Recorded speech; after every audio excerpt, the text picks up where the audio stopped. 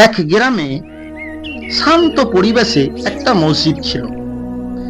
সেই মসজিদের ইমাম মাওলানা মিনহাজুল ইসলাম, যিনি বহু বছর ধরে ইমামতি করছেন, অর্থাৎ আল্লাহর ঘরে নামাজ পড়ান, বাচ্চাদেরকে কোরআন শিক্ষা দিয়ে থাকেন, দ্বীনি শিক্ষা দিয়ে থাকেন। কিন্তু তার জীবনে সুখের দেখা মেলেনি। কারণ বেতন কেবলমাত্র 1,000 টাকা। বেচারা তবুও মুখে হাসি আর আল্লাহর জিকির নিয়ে দিন অতিবাহিত করতেন। মসজিদের ইমাম সাহেব তিনি এখন ছাত্রদেরকে কোরআনের দার্স দিচ্ছেন। يا أيها الذين آمنوا استعينوا بالصبر والصلاة إن الله مع الصابرين ولا تقولوا لمن يقتل في سبيل الله أموات بل أحياء ولكن لا تشعرون। মসজিদের ইমাম সাহেব তিনি প্রতিদিনই এইভাবে আল্লাহ তাবারক ওয়া তাআলার তাসবিহ তাহলিল করে থাকেন। আপনি আমাদের হালাল রিজিক দান দেন আর আমাদের আমলগুলিকে রক্ষা করেন, আমিন। এই যে তিনজন ব্যক্তি রাস্তায় হেঁটে যাচ্ছেন, এই তিনজনই মসজিদের পদে নিযুক্ত আছেন। তারা দ্বীনের ব্যাপারে অজ্ঞ, মূর্খ, কিছুই জানে না। কিভাবে ইমামের সাথে কথা বলতে হয় এই নলেজটুকু তাদের নেই।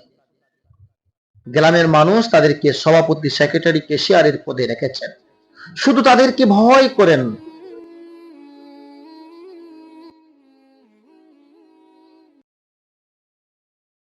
মসজিদের দান বক্স হতে টাকা চুরি হয়ে যাওয়ায় মসজিদ কমিটি এখন মিটিং এ বসেছেন। তিনারা মসজিদের ইমাম সাহেবকে সন্দেহ করছেন, যদিও এটা অনুচিত। মহান আল্লাহ তাবারক ওয়া তাআলা বলেন, হে ইমানদারেরা, তোমরা বেঁচে থাকো বেশি ধারণা করা থেকে। নিশ্চয়ই বেশিরভাগ ধারণা গোনাহ হয়ে থাকে। হাস্যকর, মসজিদের দান বক্সে হিসাবে 3,000 টাকা থাকা দরকার, কিন্তু এই মাত্র 600 টাকা কেন রয়েছে? খুব মহা মুশকিল তো। চাবি তো ইমাম সাহেবের কাছে থাকে, আমাদের কাছে কারোর কাছে থাকে না। এত টাকা গেল কোথায়? তাই তো গো রহিম ভাই, চোর ঘরে না থাকলে চুরি কিভাবে করবে? হিসাব চাই, হিসাব চাই, হিসাব চাই, হিসাব চাই, হিসাব চাই, হিসাব চাই, হিসাব।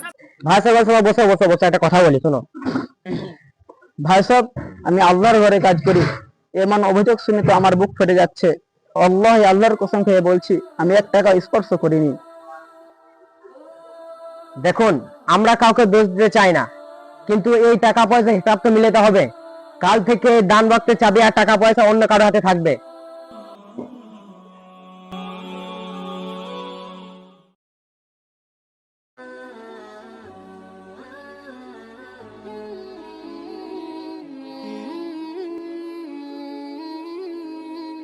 এখন ইমাম সাহেব মসজিদে তিনি আল্লাহর কাছে দোয়া করছেন। কেন?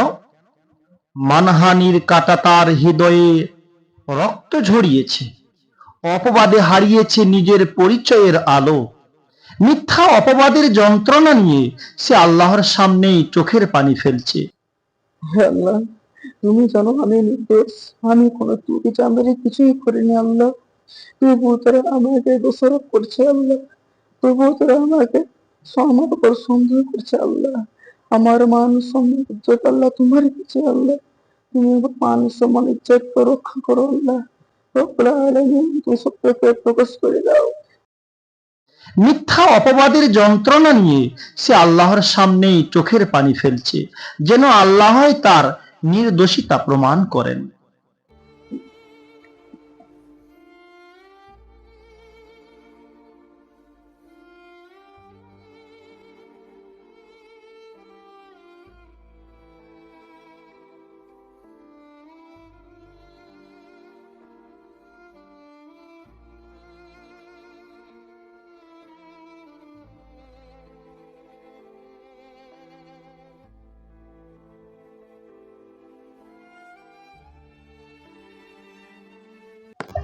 ইনি হলেন গ্রামের বৃদ্ধা মহিলা, সবাই ইনাকে ভালোবাসেন, ইনি দুঃখের সময় পাশে থাকেন। বাবা ইমাম সাহেবকে ডেকে দাও তো। ইমাম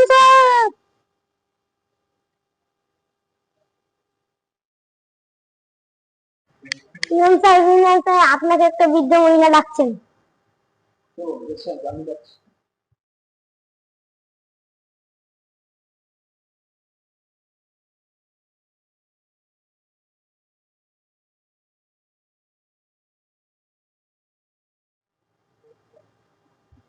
আসসালামু আলাইকুম ওয়া রাহমাতুল্লাহ।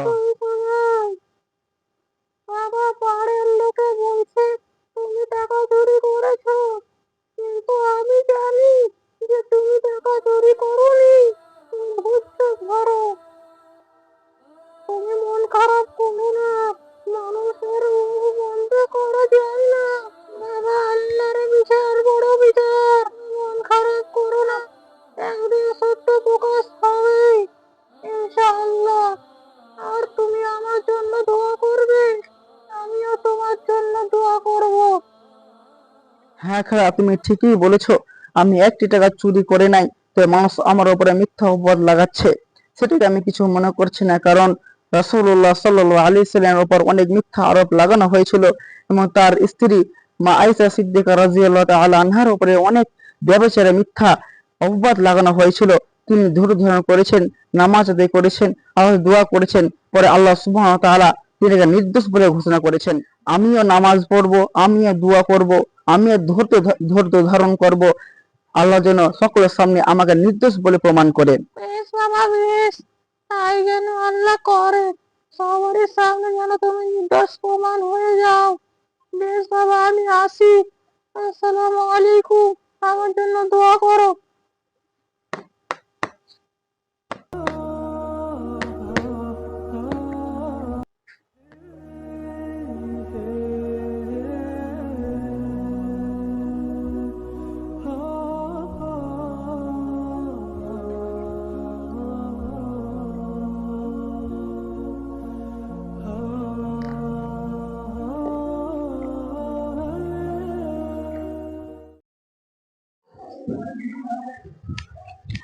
চাচা, চাচা, চাচা, মোদির গান বাজে, লেটে টাকা চুরি করে নিয়ে পালাইছে। আরে কি টাকা চুরি যায়?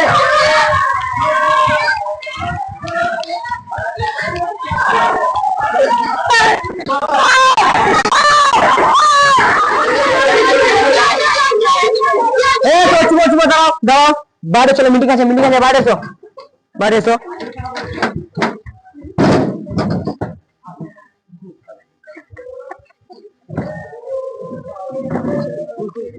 আপনারা সবাই বসুন, এক্ষুনি এটা নিয়ে আলোচনা হবে, মিটিং হবে।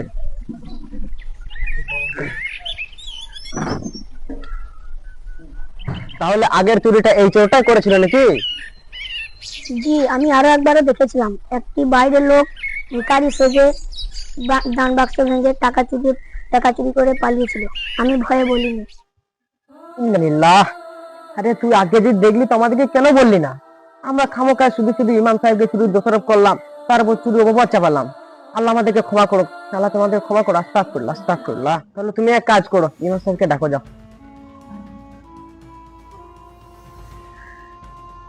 জি, আপনাকে ডাকছে আমাদের এইখানে।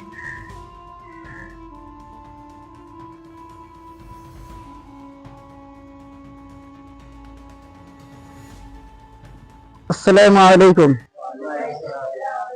জি, আমাকে ডাকছেন? হ্যাঁ জি, আপনাকে ডাকছি, আপনি বসেন। জি, আপনাকে বলতে খুবই লজ্জা লাগছে আমাদের, কারণ সে একটা দিন একবার চুরি হয়েছিল, আবার আজকেও চুরি হয়েছে। তাই ছেলেটা আমাকে এসে বললো, চাচা এমন একটা ভিখারি এসে দান বাক্স থেকে টাকা চুরি করে নিয়ে গিয়েছে। তো সেদিন আপনার উপর আমরা মিথ্যা অপবাদ দিয়েছিলাম, তা আপনি ওইটা ব্যাপারটা নিয়ে কিছু মনে করবেন না, আমাদেরকে ক্ষমা করে দিবেন। তাই আমি আপনাকে আবার বলছি, আপনি এই মসজিদে থাকেন, আবার যেরকম কাজ করছিলেন সেরকম কাজ চালান। আপনার হাতে এই দান বাক্সের চাবি আবার তুলে দেওয়া হলো, আপনি সেভাবেই আপনার কাছে আমানত সহকারে রাখবেন। আসসালামু আলাইকুম। ওয়ালাইকুম আসসালাম। দেখলে সবাই, আমি বলেছিলাম না ইমাম সাহেব একটা টাকাও চুরি করেননি। দেখলে তো আল্লাহর বান্দা যদি ধৈর্য ধরে তাহলে আল্লাহ তা সত্যি প্রকাশ করে দেন। সর্দার সাহেব, আমি ওটা কিছু মনে করিনি। আমি আল্লাহর সন্তুষ্টির জন্য কাজ করি। মানুষ আমার উপর দোষারোপ করলে আমি তাতে কষ্ট পাই না, কারণ আল্লাহর পথে থাকতে পারলে সেটাই আমার আনন্দ। খালাম্মা এর আগে আমার কাছে এসেছিল, সে আমাকে সান্ত্বনা দিয়েছিল, তো এখনো সান্ত্বনা দিচ্ছে, বা বলে গেল আল্লাহ যেন তিনাকে জান্নাতবাসী করে, আমিন। أشهد أن محمدا رسول الله।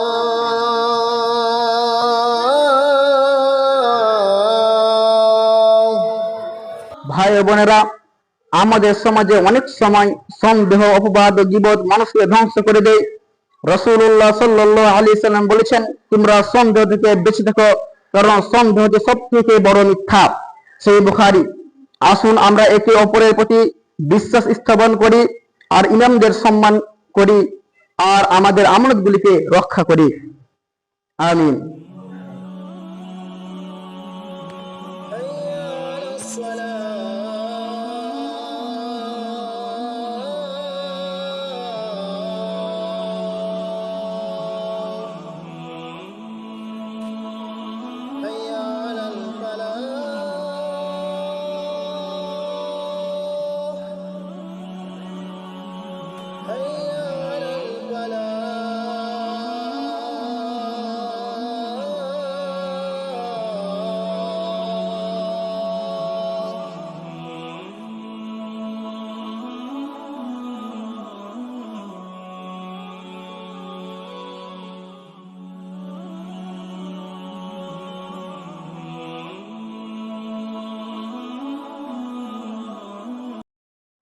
আসসালামু আলাইকুম।